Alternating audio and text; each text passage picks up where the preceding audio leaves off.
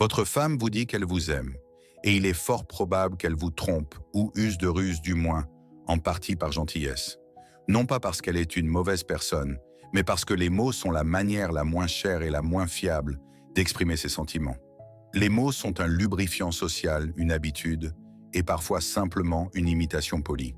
La passion aussi peut être jouée, l'orgasme peut être simulé, le sourire peut être forcé, mais le corps, lui, ne sait pas mentir. Son inconscient ignore ce qu'est le mensonge. Et aujourd'hui, vous allez recevoir un détecteur universel qui lit la vérité directement dans son âme en contournant les filtres de la raison et de la politesse sociale. Je ne parlerai pas de technique au lit. Nous allons parler de psychanalyse dans la chambre à coucher.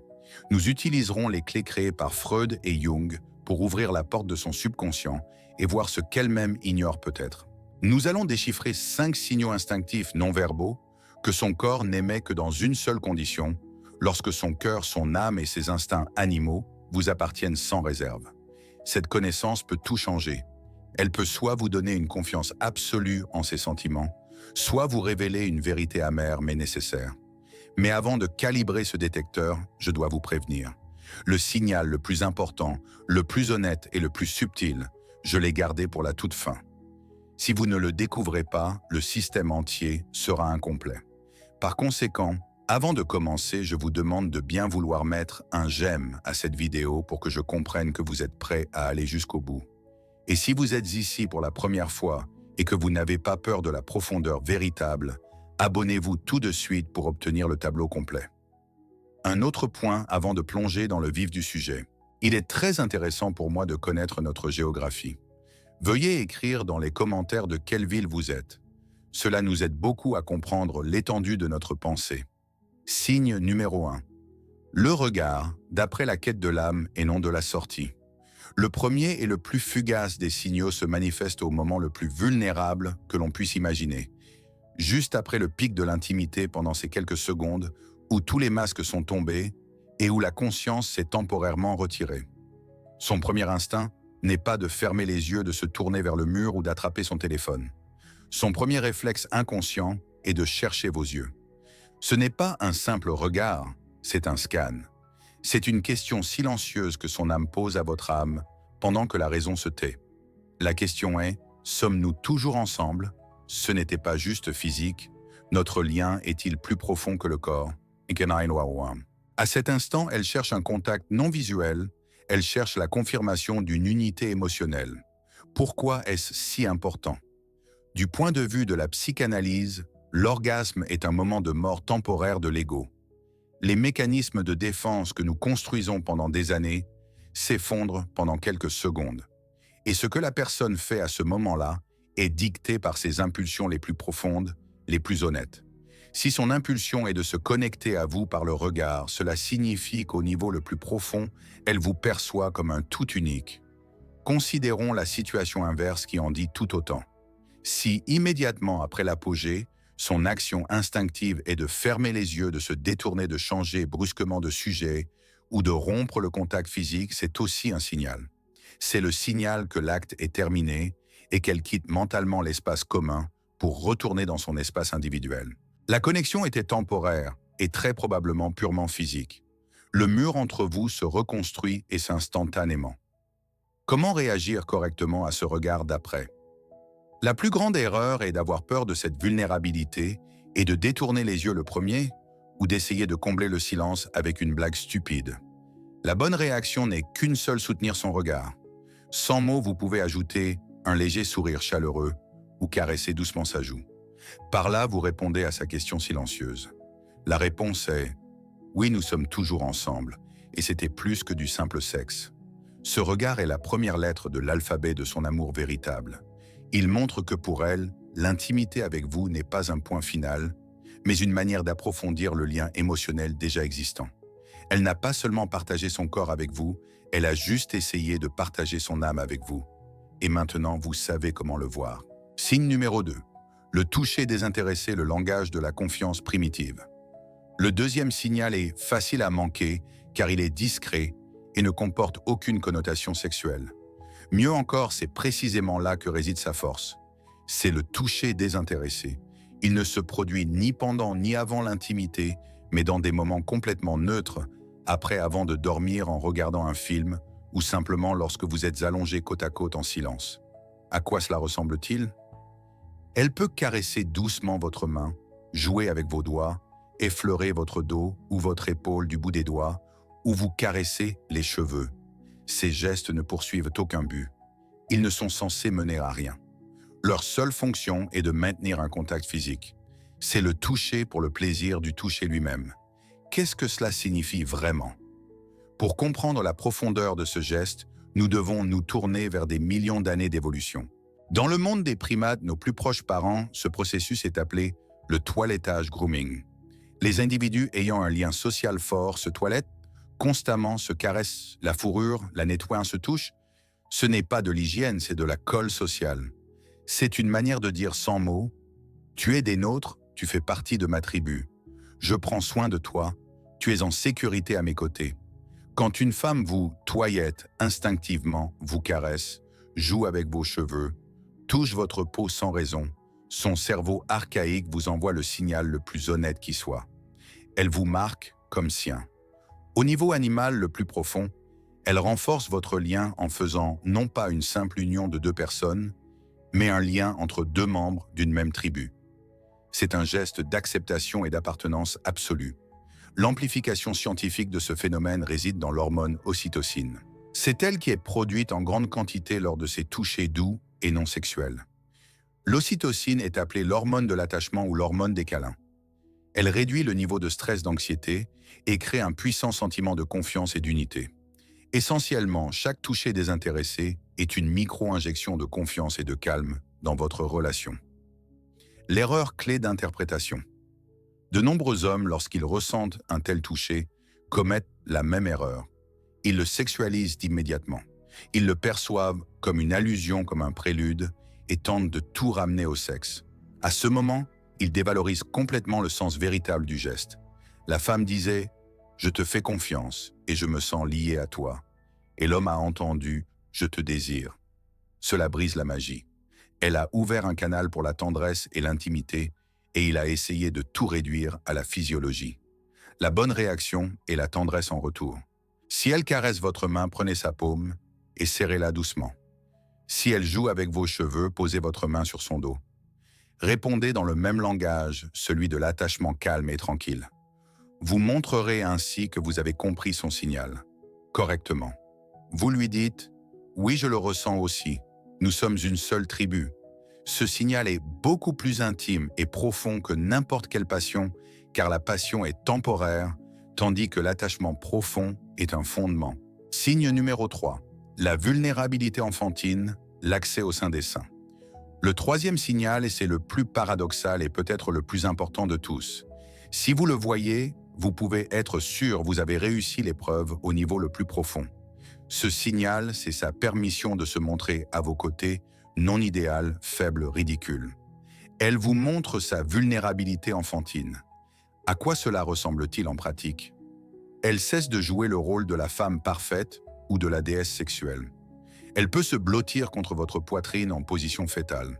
Elle peut vous parler avec une voix légèrement enfantine et tendre en utilisant des mots drôles que vous seul comprenez.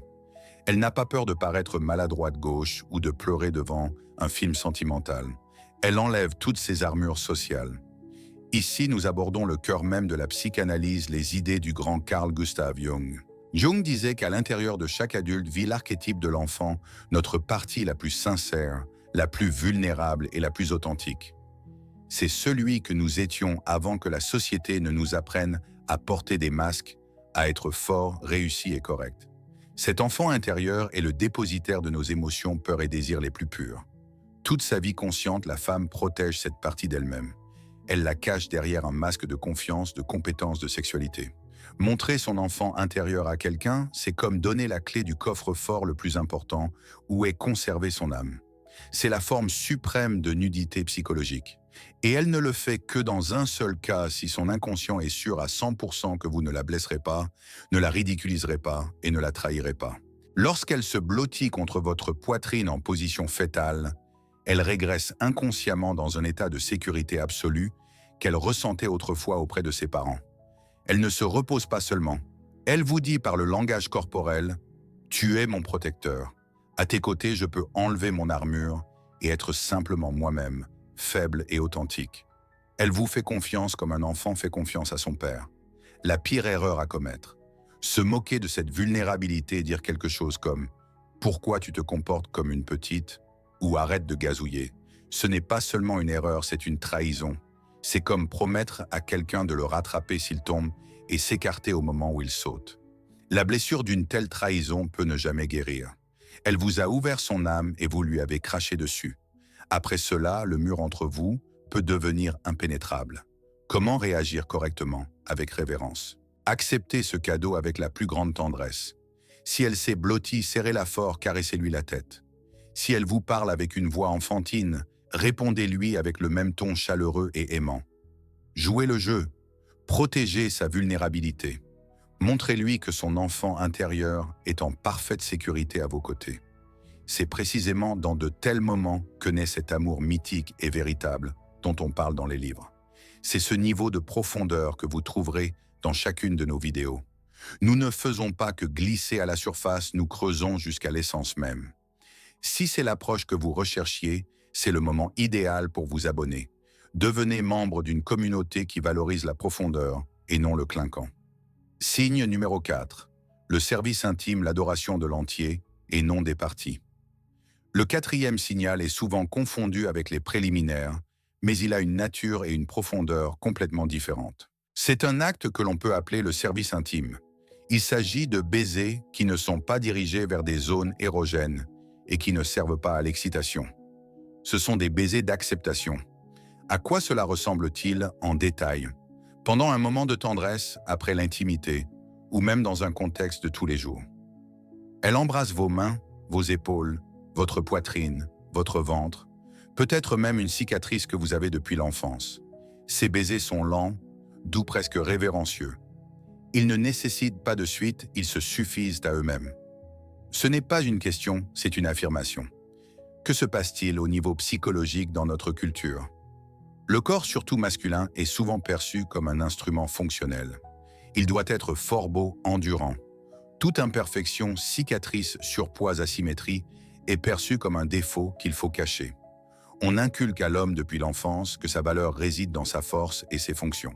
Quand une femme n'embrasse pas vos lèvres ou vos parties génitales, mais vos parties du corps non fonctionnelles, elle accomplit une révolution. Elle vous dit inconsciemment « Je n'aime pas ta fonction, je n'aime pas ta force ni ton rôle, je t'aime toi tout entier, j'accepte toute ton histoire, toutes tes cicatrices, toutes tes imperfections. J'adore non pas ton corps instrument, mais ton corps maison dans lequel vit ton âme. » C'est un acte d'acceptation absolue. Elle n'embrasse pas les zones érogènes. Elle embrasse votre essence. En psychologie, c'est proche du concept de considération positive inconditionnelle.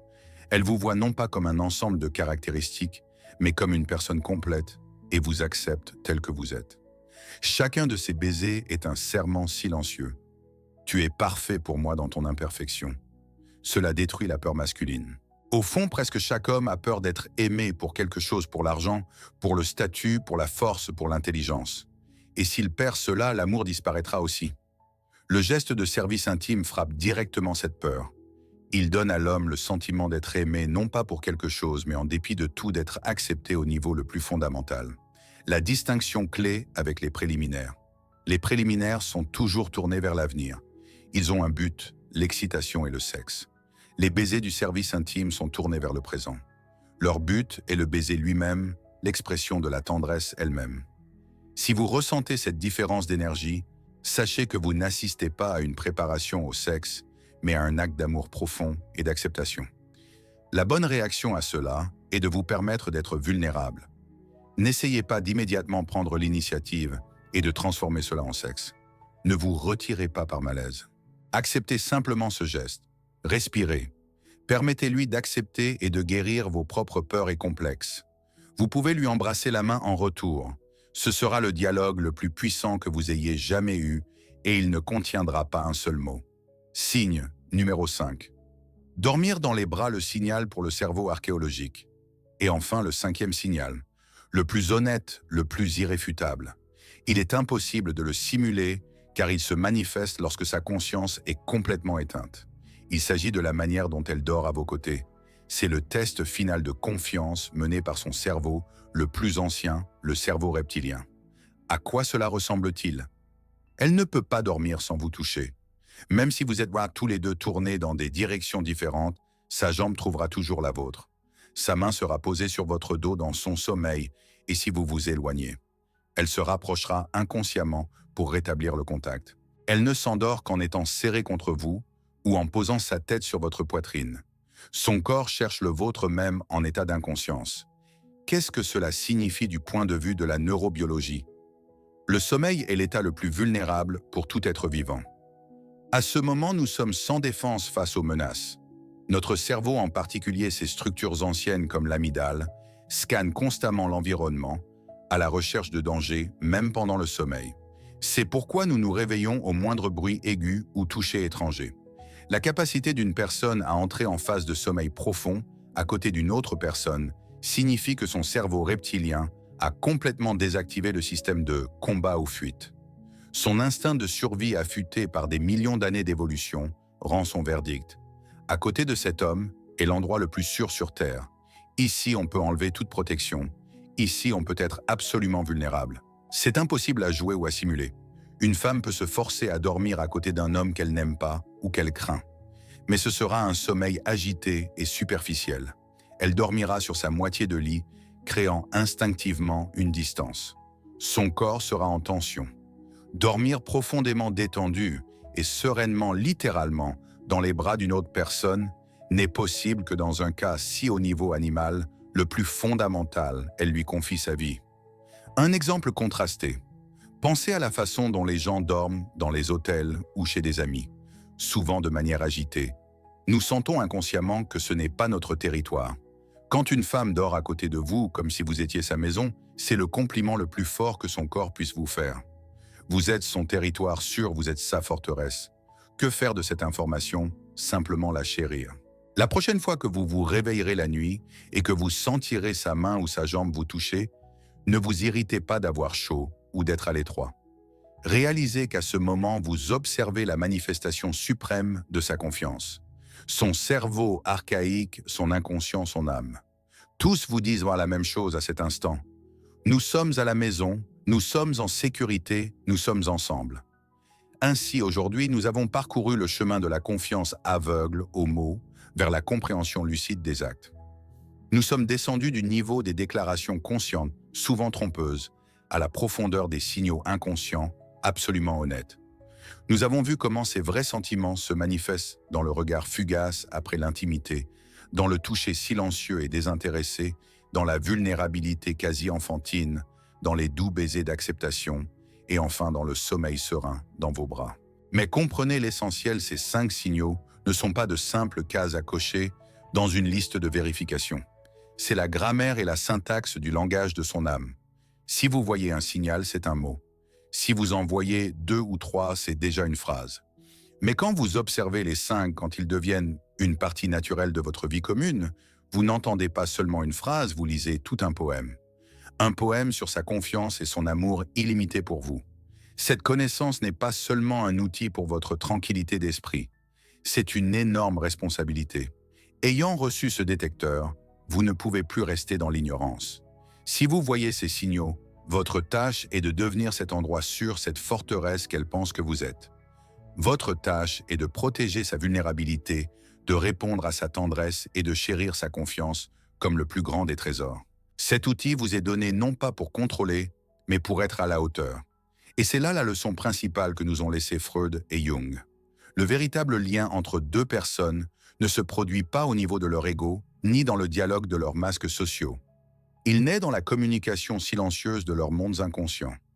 Ces mots ne sont que la pointe visible de l'iceberg souvent insignifiante. Et ces 5 signaux sont toute la partie invisible sous-marine dans laquelle se cache toute la puissance et toute la vérité.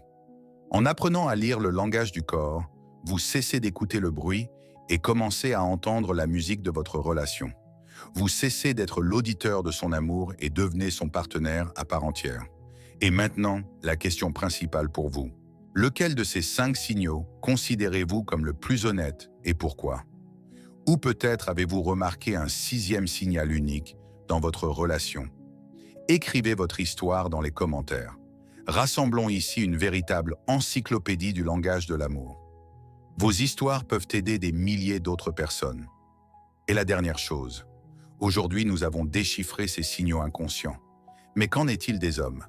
Quelles sont les 5 choses que fait un homme vraiment amoureux et que les femmes interprètent souvent de travers? Nous allons déchiffrer ce code masculin complexe dans notre prochaine vidéo. Pour ne pas manquer cette analyse, assurez-vous d'être abonné et n'oubliez pas d'appuyer sur la cloche de notification.